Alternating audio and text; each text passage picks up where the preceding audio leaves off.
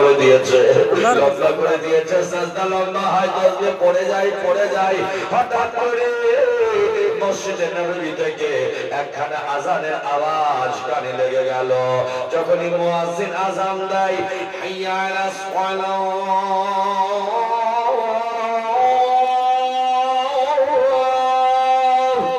আজানের আওয়াজ কানে লেগে গেল।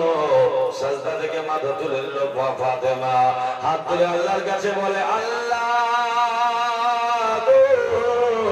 আমি ফাতেমা, আমি সাজদায় ছিলাম, আমার একটা সাজদা পুরা হয়নি গো আল্লাহ, আমার একটা সাজদা পুরা হয় নাই।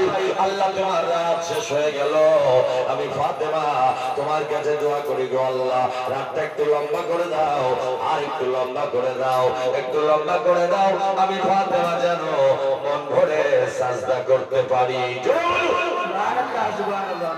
আমার মায়েরা, মা ফাতেমা বলছে রাতটা লম্বা করো যেন আমি সাজদা করতে পারি।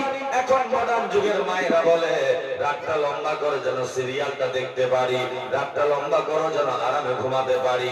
এখনকার মায়েরা চপড়া বাজারে ঘুরতে যায়, শিলিগুড়িতে ঘুরতে যায়, ইসলামপুরে ঘুরতে যায়, রামগঞ্জে বাজার করতে যায়, তাদের মাথায় কাপড় থাকে না, তারা বোরকা পরে না, তারা পর্দা করে না, স্বামীর খিদমত করে না, তারা নামাজ পড়ে না, তারা রোজা রাখতে চায় না, তারা পর্দা করতে চায় না।